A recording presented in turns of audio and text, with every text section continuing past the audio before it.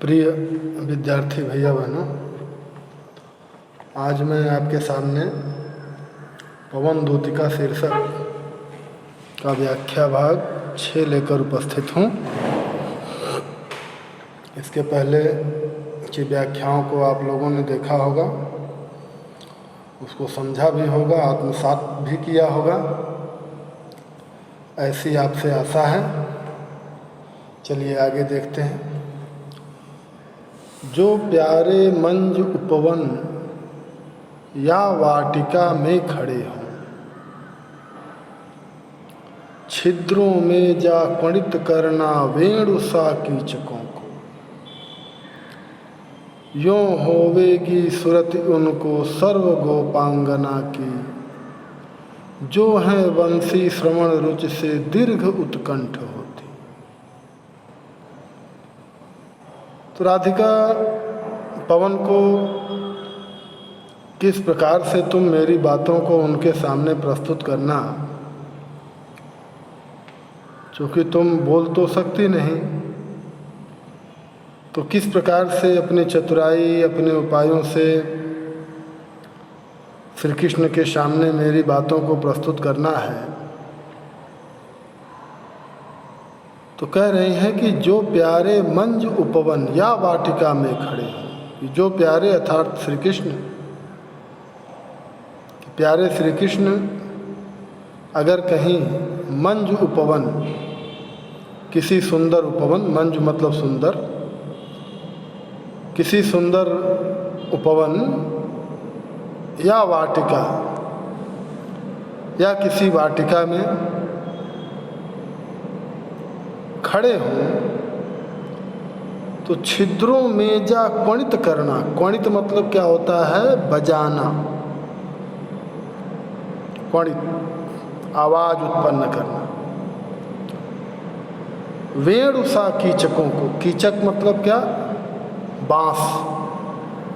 भाई कोई उपवन होगा, कोई वाटिका होगी, तो स्वाभाविक है उसमें बांस के भी कहीं पेड़ वगैरह होंगे। तो वेणु सा कीचकों को, वेणु मतलब क्या हो गया? बंसी। कि जैसे बंसी को बजाया जाता है, कब बजती है? जब उसमें हवा प्रवेश करती है। तो उसी प्रकार से तुम भी उस उपवन या वाटिका में कोई अगर बांस के वृक्ष हों, बांस के पेड़ हों, तो उनको किस प्रकार से, उनके छिद्रों में तुम बंसी के समान, बंसी के समान उनके छिद्रों में घुस करके तुम क्या करना? उन बांसों को बजाना, उसमें से ध्वनि उत्पन्न करना। यों होवेगी सुरति उनको सर्व गोपांगना की। सुरति मतलब याद। तो इस प्रकार से अगर बांसों के छेदों में जाकर उन्हें बांसुरी के समान जब तुम बजाओगे, तो इस प्रकार से उन्हें उन गोपियों का स्मरण होगा। सुरत यानी स्मरण यानी याद। जो है वंशी श्रवण रुचि से दीर्घ उत्कंठ होती, जो उनकी बंसी की धुन को सुनने के लिए, श्रवण रुचि यानी सुनने की रुचि के कारण, किसकी? बंसी की, बंसी की आवाज़ की सुनने की रुचि के कारण क्या हो जाती थी? दीर्घ उत्कंठ होती, कि वह उत्कंठित हो जाती थी, बहुत ही दीर्घ यानी बहुत ही व्याकुल हो जाती थी। लाके फूले कमल दल को श्याम के सामने, थोड़ा थोड़ा विपुल जल में व्यग्र हो डुबाना, यूं देना ए भगनी जतला एक अम्भोज नेत्रा, आँखों को हो विरह विधुरा वारी में बोलती। तो एक तरफ तो वो कह रही हैं कि अगर कहीं किसी बगीचे, किसी उपवन में अगर वो खड़े हों और उसमें बांस के वृक्ष भी होंगे, तो उन बांस के वृक्ष के छेदों में जा कर के तुम बेड़ों के समान, बंसी के समान उनमें ध्वनि उत्पन्न करना, क्वणित करना, उसको बजाना, तो शायद इस प्रकार से उनको उन सभी गोपियों की याद आ सकेगी जो उनके बंसी की आवाज़ को सुनने के लिए दीर्घ उत्कंठ होती, बहुत ही व्याकुल हो जाती थी।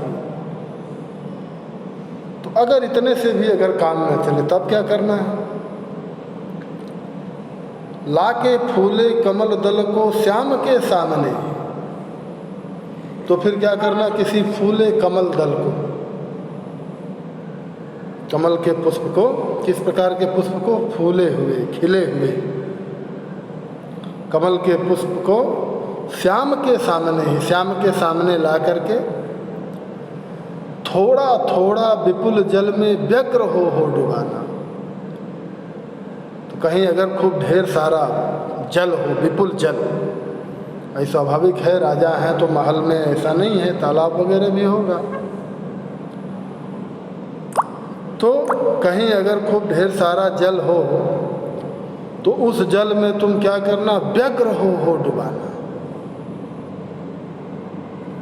व्यग्रता के साथ, व्याकुलता के साथ डुबाना उसको।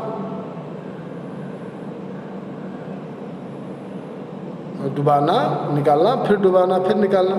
तो यूं देना ए भगनी जतला, भगनी मतलब बहन,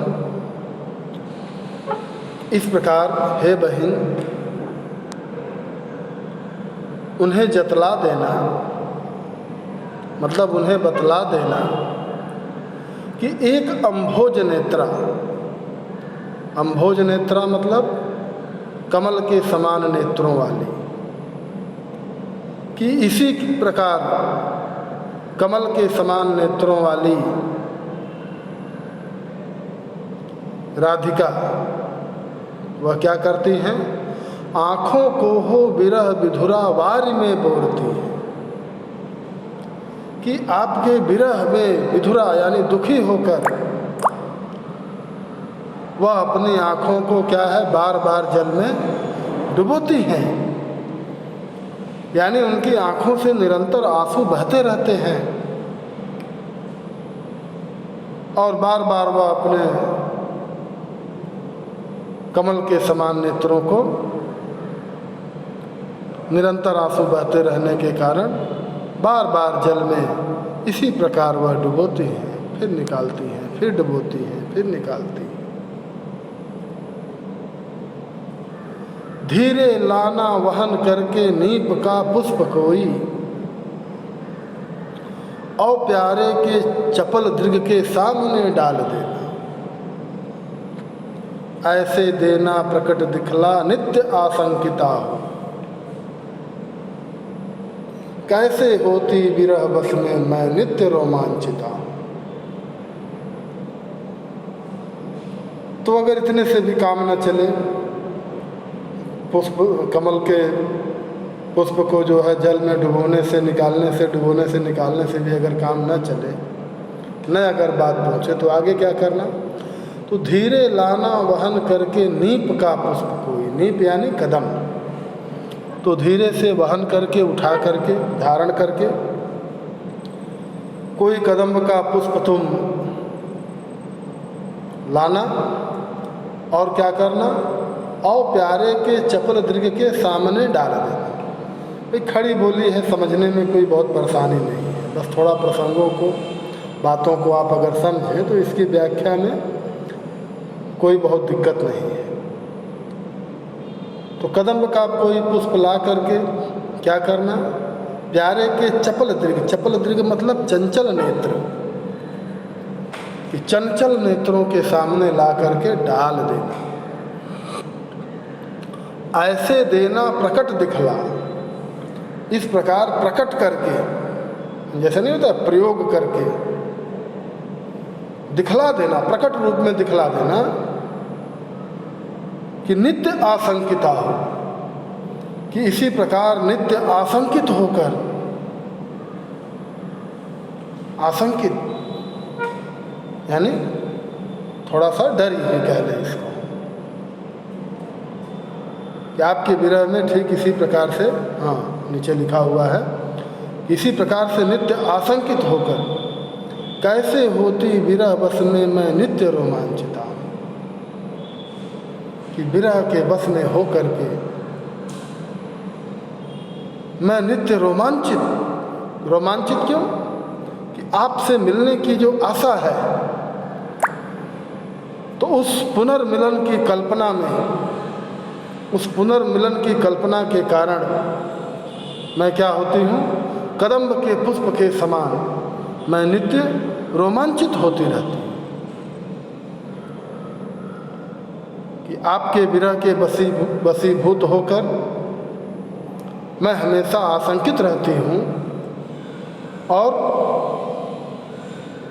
नित्य रोमांचिता, और आपसे पुनः मिलन की आशा के कारण ऐसी मेरे मन में आशा रहती है कि आप आएंगे एक दिन, तो आपसे पुनः मिलन की आशा के कारण मैं जो है इसी पुष्प के समान नित्य क्या होती रहती हूँ, रोमांचित होती रहती हूँ। चलिए इससे संबंधित कुछ प्रश्नों को देख लेते हैं। तो पाठ और कवि का नाम तो पहला प्रश्न, रेखांकित अंशों की व्याख्या दूसरा प्रश्न।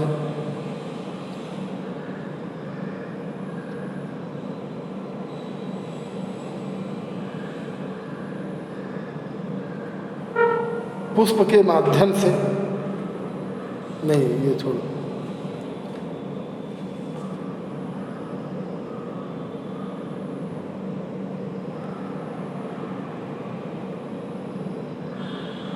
कमल दल,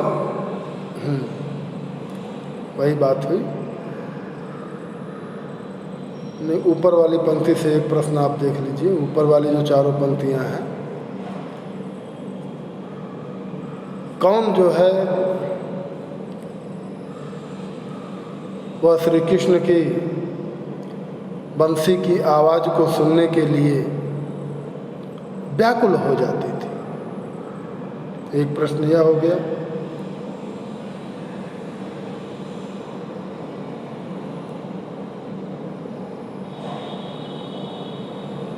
दूसरा प्रश्न, फूले हुए कमल दल के माध्यम से राधिका क्या बतलाना चाहती है? फूले कमल दल के माध्यम से राधिका क्या बतलाना चाहती है? एक प्रश्न यह भी हो जाएगा।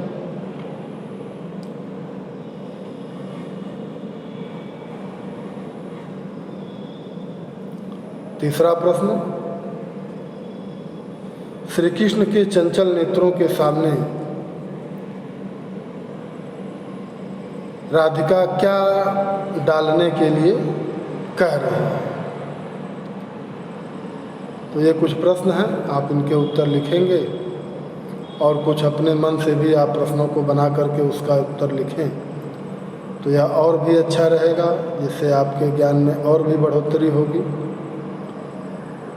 चलिए आज के लिए इतना ही, धन्यवाद।